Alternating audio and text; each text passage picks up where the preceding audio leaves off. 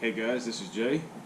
I'm not in the usual place working on my truck this time. I'm out at the camp, so I wanted to give a big thanks to my friend Adam for letting me use his garage and also helping me out tremendously on this. We just recently got the truck disassembled, so all the old parts are off of it, and I'm in the process of filming everything side by side so you can see just how different, how much of an upgrade, whatever, all these new parts are. And in the case of the Hydro Boost, just how similar it is. It's a direct bolt-in.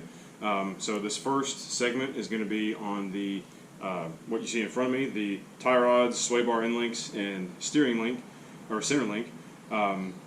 So to start, just going over the BD stuff, on their website, they note that the new tie rods are 1.5 times the size of the factory ones. I'll get the factory ones up here in a second to compare them directly.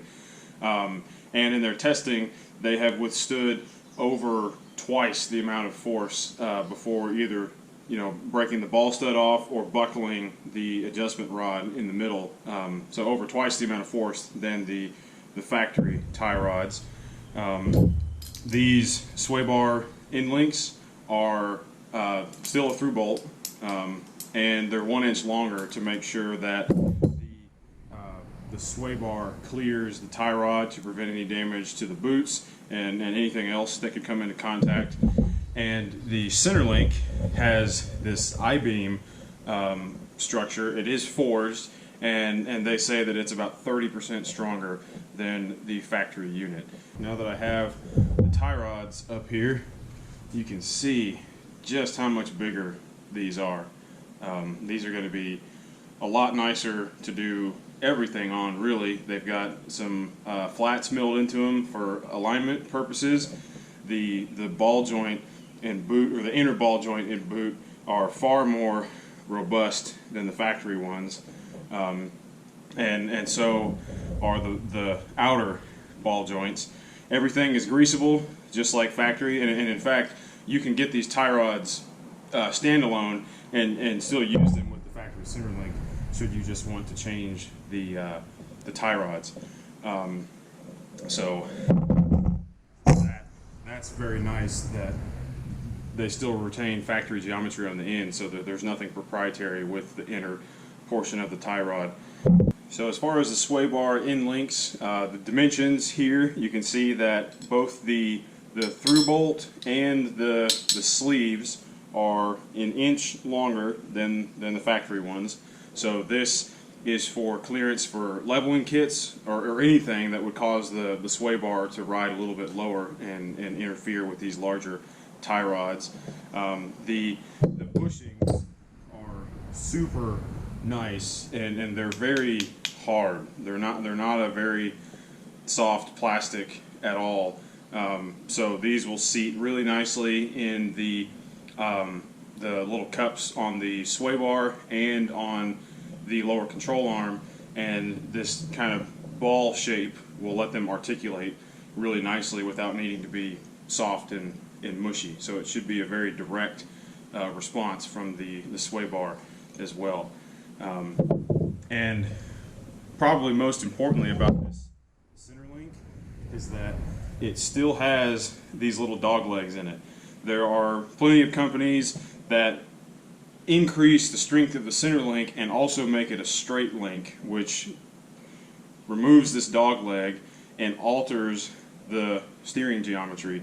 So the way this dog leg works is that the tie rod runs straight out to the wheel, and if you make it the center link straight, then this tie rod is now at an angle, and that will have bump steer effects. It's really, I mean, that's the ultimate in strength if you're building a pull truck, but I'm not setting this up to be a tractor pull truck or a sled pull truck. I want this to be the most robust,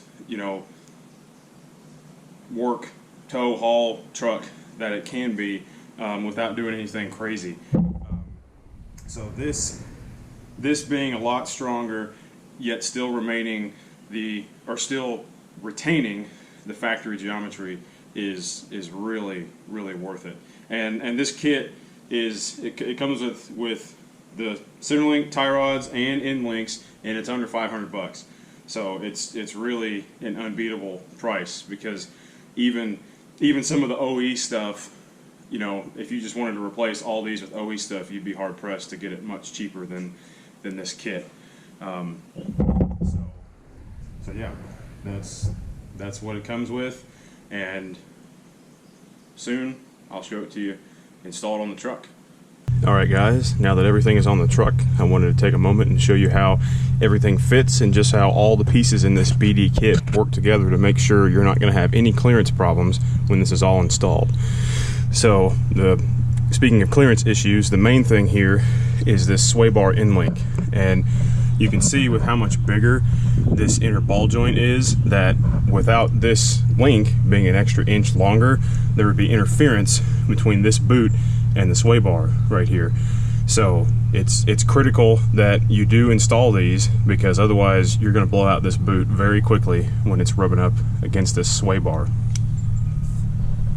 But they fit great, and I mean it's pretty obvious just how much beefier these are than the stock ones, and the steering is so smooth because of all this. All right, underneath the truck now, you can see how this dog leg portion of the BD center link maintains the alignment of the tie rod. It is nice and straight relative to the suspension, so the truck steers just like it did before.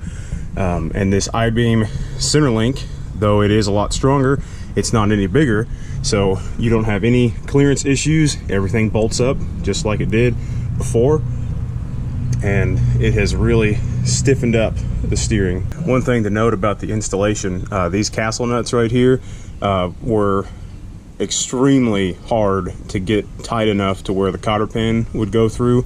I don't know if that was the tapered shanks on the idler and pitman arm being too big, or if the coating that BD puts on this got into that taper and kind of made it a bit undersized. But man, oh man, did I have to crank those down to get a cotter pin to go through them. All right, well, it's been about a month since I got the complete overhaul of the front end of my truck done, and I'm extremely pleased with how it turns out. The truck, it really does handle like it's brand new, and I mean it should, since pretty much everything in the steering system is brand new now. But it tracks super straight. There's hardly any play in the steering. I mean, just the slightest turn of the wheel and the truck is moving around in the lane, and it's a pleasure to drive.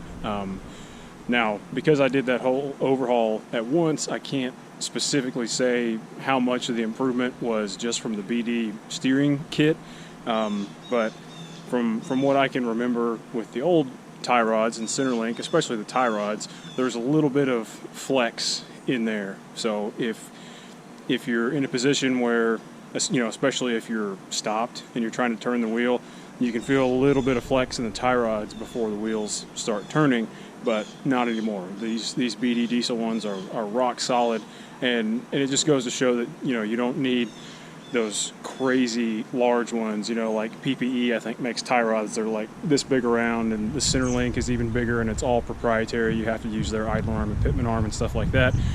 And again, with the BD diesel kit, you don't even have to use their Centerlink. You can just get these tie rods and sway bar end links and use all the factory stuff from the Centerlink on up, and it's great. Also, I just got done washing the truck because Redhead Steering Gears has a calendar that they do every year, and I'm really hoping to get this truck in the calendar. And I may also send some pictures to Rock Auto and see if I can get it on one of their little magnets. But I will I'll let you know in a little shorts video if I do get in the calendar, and I'll send you a link on how to purchase one if you're interested. But yeah, these videos are going to be broken down into each individual component, so there's going to be several videos coming out. The steering gear will be the next video in line, and then on through all the stuff. I'm not going to go over the OE replacement parts I got from Rock Auto. I'll be happy to put links to those in the description of any of these videos if you're curious which parts I used, you know, for like the knuckles and CV axles and hubs and stuff like that, because I'm extremely happy with those as well. But they're not any improvement over the factory one as far as the design. I mean, there may be some proprietary stuff here and there, but they're largely just new OE style parts. But yeah, thanks for following along with the truck build, and I'm excited to share more with you. Thanks for watching, and remember, if it's smoking, it's broken.